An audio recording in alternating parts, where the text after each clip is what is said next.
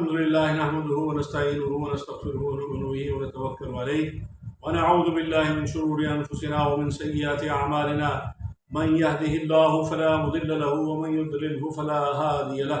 ونشهد أن لا إله إلا الله ونشهد أن سيدنا محمدا عبده ورسوله أما بعد فأعوذ بالله السميع العليم من الشيطان الرجيم بسم الله الرحمن الرحيم وما علمناه الشعر وما ينبغي له صدق الله العلي العظيم قال النبي صلى الله عليه وآله وسلم من رأى منكم منكرا فليغيره بيده فإن لم يستطع فبلسانه فإن لم يستطع فبقلبه ذلك أضعف الإيمان۔ آج ہمارا موضوع ہے شعر و شاعری، وما علمناه الشعر وما ينبغي له، اس کی روشنی میں سورہ یاسین کی آیت مبارکہ ہے۔ اس کے شان نزول کے بارے میں عرض یہ ہے کہ اصل میں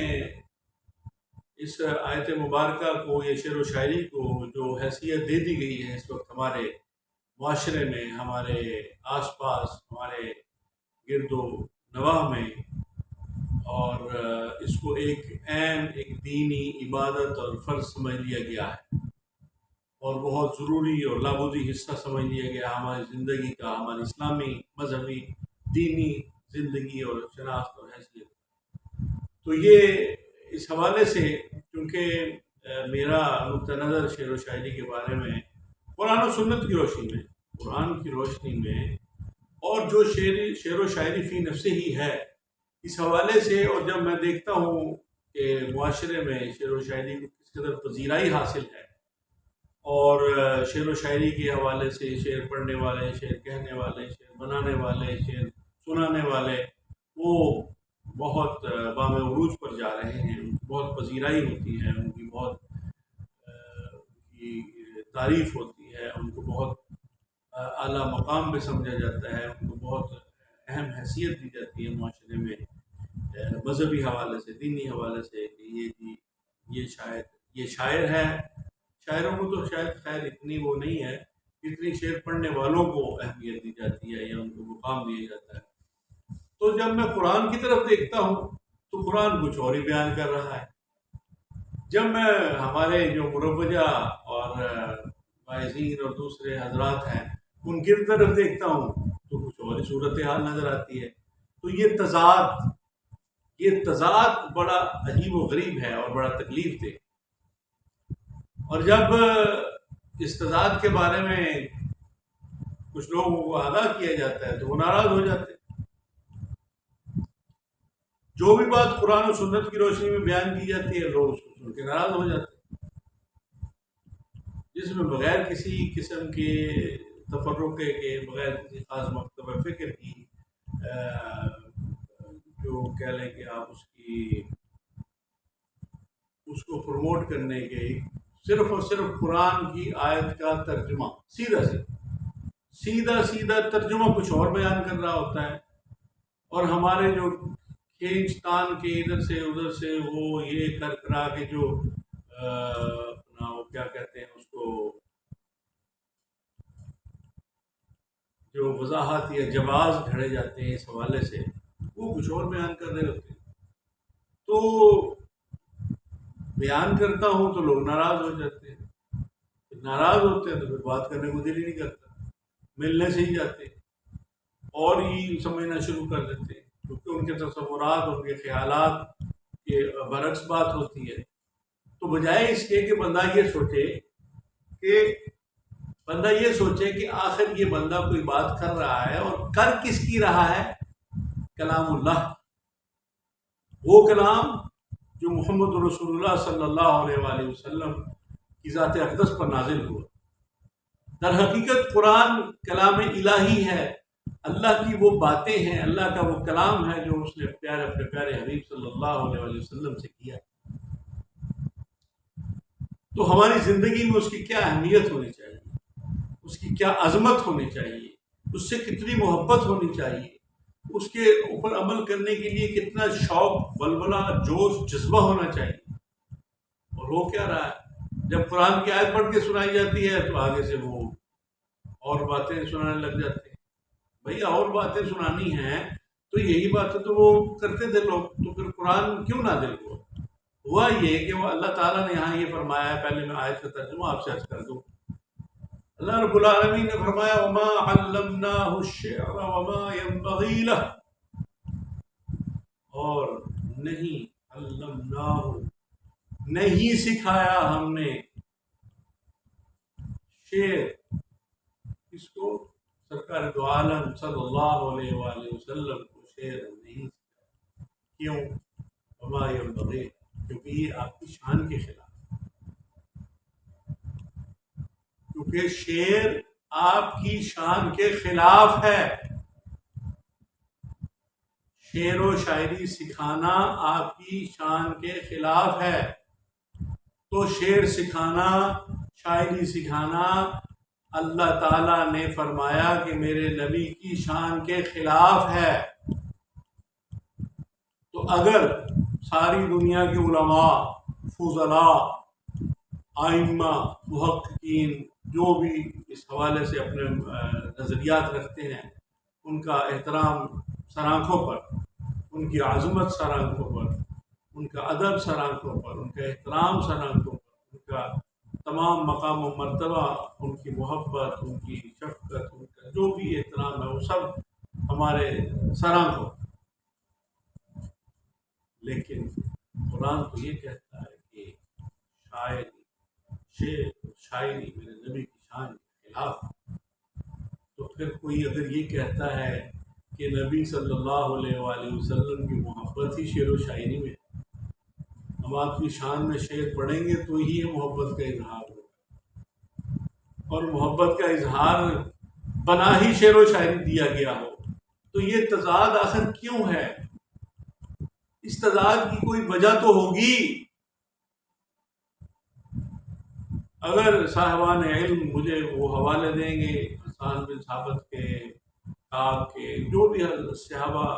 رضوان اللہ تعالیٰ علیہ اجمعین شعر و شاعری کرتے تھے، یہ لوگ ان کا بھی مقام اور عظمت، وہ اس پہ میں انشاءاللہ بات کروں گا کہ وہ کیا حالات تھے جن میں حسان بن ثابت رضی اللہ عنہ اور دوسرے شاعر صحابہ شعر و شاعری کرتے تھے، وہ کیا حالات تھے، اور قرآن کیا بیان فرماتا ہے، اور یہ اس کا تناظر، اس کا جو تضاد بظاہر نظر آتا ہے، جو حوالے دیے جاتے ہیں یا اور جو بزرگان دین کے اشعار سنائے جاتے ہیں، تو آگے سے یہ کہا جاتا ہے کہ بھئی آپ ہم سے زیادہ سیانے ہو، فلاں اتنے بڑے بزرگ، فلاں اتنے بڑے بزرگ، اتنے بڑے ولی، اتنے بڑے بہت بڑے بڑے مقام ہیں، ہمارا ان کے پاؤں کی خاک ہماری آنکھوں کو سرما، ہم ان کے پاؤں کی خاک کے برابر بھی نہیں ہو سکتے۔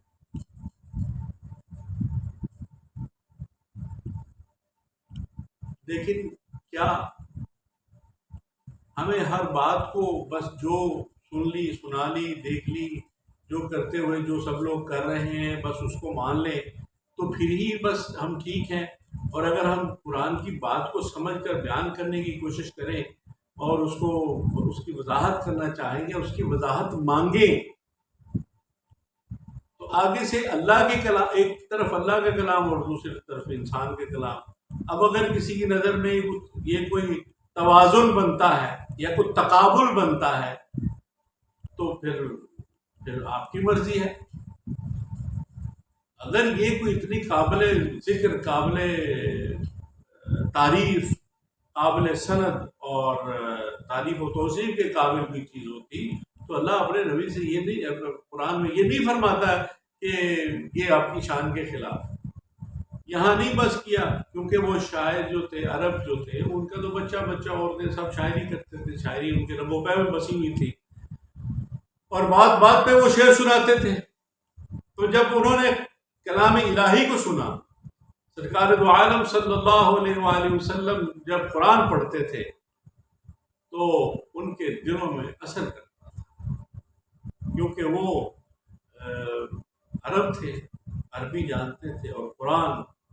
بھی عرب تھا، عربی میں نازل ہوا تھا، قرآن کی زبان بھی عربی تھی، اور محمد رسول اللہ صلی اللہ علیہ وآلہ وسلم کی زبان مبارک بھی عربی، تو ان کو سمجھ آتی تھی کہ قرآن کہہ کیا رہا ہے۔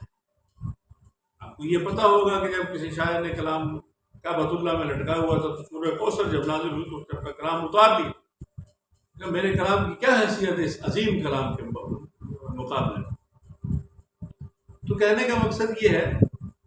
کہ وہ کیوں شاعر کہتے تھے، ان کو لگتا کیوں شعر کیا ہوتا ہے، شعر ہوتا کیا ہے، شاعر ہوتا کیا ہے، یہ سورہ شعراء کی آخر میں جو شعراء ہوتا ہو، اس پہ ہم الگ سے بات کریں گے انشاءاللہ۔ اس کے جو وہ جو شاعری کے جو سیرت کے واقعات ملتے ہیں یا جو شعر و شاعری ملتی ہے، اس پہ بھی ہم بات کریں گے، اس پہ بھی جو جن حالات میں ہو رہی تھی، جن حالات میں نہیں ہو رہی تھی، اس پہ بات کریں گے۔ لیکن بات سمجھنے کی یہ ہے کہ وہ چیز جس کو اللہ اپنے نبی کی شان کے خلاف کہہ رہا ہے، اس کو ہم عین نبی صلی اللہ علیہ وسلم کی شان سمجھ رہے ہیں، کتنا بڑا۔ تو جب وہ کیوں کہتے تھے عرب کہ یہ تو شاعر، وما ہوا بقول شاعر، یہ بھی انہوں نے جب شاعر کہتے تھے رسول اللہ صلی اللہ علیہ وسلم کو، یہ تو شعر و شاعری، حالانکہ قرآن تو کسی بھی قافیہ ردیف اور کسی بھی وزن اور جو بھی سمجھتے ہیں شعر و شاعری کے تقاضوں کو، وہ جانتے ہیں کہ قرآن تو شاعری ہے ہی نہیں۔ قرآن میں جو اپنا ایک نظم ہے، قرآن کی اپنی ایک اتھارٹی ہے، قرآن کی اپنی ایک عظمت ہے، ہیبت ہے، جلالت ہے، عظمت ہے، کمال ہے، روب ہے، دبدبہ ہے، کلام الہی ہے، اس کو کسی شاعر کے کلام سے ملا دینا۔ تو وہ جب یہ کہتے تھے کہ یہ بھی کیوں کہتے تھے کہ یہ شعر ہے، کیونکہ شعر و شاعری خیالی اور تصوراتی باتوں پر مبنی ہوتی ہے، افسانوی باتیں ہوتی ہیں جن کا حقیقت سے کوئی تعلق نہیں ہوتا، اور پیغمبر تو حقیقت کو بتانے کے لیے، حقیقت کو دکھانے کے لیے، حقیقت کو سمجھانے کے لیے، سچ بتانے کے لیے دنیا میں تشریف لاتے ہیں۔ خیالی کوئی بات نہیں ہے دین اسلام کی، کوئی تصوراتی بات نہیں ہے، کوئی خیالی کسی قسم کا کوئی ایسا شائبہ تک نہیں ہے۔ جو بات ہے وہ عین ٹھوس حقیقت مبنی، سالڈ، مضبوط حقیقت پر مبنی۔ کسی ایک بات میں، کسی ایک لفظ میں رتی برابر میں چھول ہونے کا تصور کرنا بھی بہت بڑا جرم،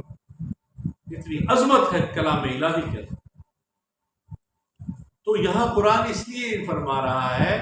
چونکہ وہ لوگ یہ سمجھتے تھے کہ شاعروں کا جو کلام ہوتا ہے